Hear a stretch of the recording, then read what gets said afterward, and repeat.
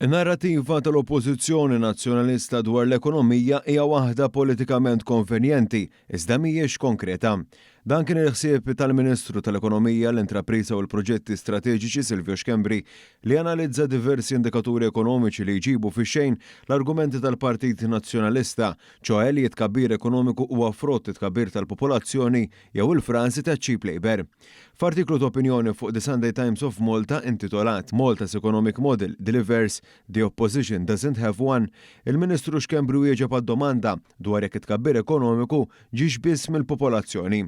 L-akbar fatt li x'dan mhuwiex il-każ huwa li l-ġid nazzjonali ras ar-ras kiber li kieku l-ekonomija kibret bil-popolazzjoni biss kieku dan l-indikatur baqa' l-istess. Iżda jirriżulta li fit-12-il sena il-ġid nazzjonali ras ar-ras kiber b'54%, aktar mid-doppju ta' 12 sena ta' qabel taħt l-aħħar amministrazzjoni nazzjonalista.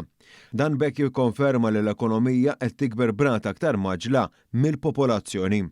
Aktar minn hekk il-valur gross miżjud tal-kull ħaddiem kejl tal-produttività kiber b'49% bejn l-2001 u l-2012, iżda mill-2013 lil hawn dan kiber b'74%. Il-Ministru Xkembri nnota li kien hawn tranzizzjonijiet fejn xogħlijiet bażiċi illum qed isiru minn ħaddiema barranin filwaqt li l-Maltin u l-Awċin qed jaħdmu f'industriji uniċi ġodda. Anke fejn jidħlu żgħażagħ minflok studenti llum imur jaħdem ta' waiter fis-sajf, issa qed imur ma' xi kumpanija tal-gaming jew servizzi finanzjarji.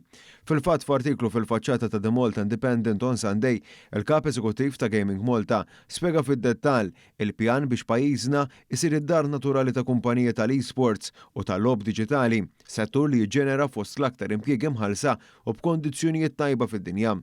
Dawn il-fatti juru kif it-tmexxija ekonomika ta' Gvern Laburista ħallit il-frott tagħha ferm differenti mir-riċetta ta' kaos li propona l-Kap Nazzjonalista Alex Borg dwar il-4-day week illi kienet sessarraf f'domanda ta' 50,000 ħaddiem iżjed.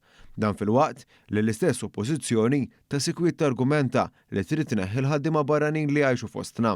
Fl-aħħar nett il-Ministru għall-Ekonomija kontrasta dan kollu ma' dak li hemm imħejja l-ġejjieni f'dan il-qasam, ċoe l-implementazzjoni tal-Viżjoni Malta 2050. Fil-fatt, skont il-Ministru Xkembri, l-ekonomija se tkun qed tkompli tiffoka aktar fuq il-valur miżjud biex bekk titkompla transizzjoni ekonomika li qed tara aktar prosperità riflessa fi kwalità tal-ħajja aħjar tal-familji Maltin u Awċin.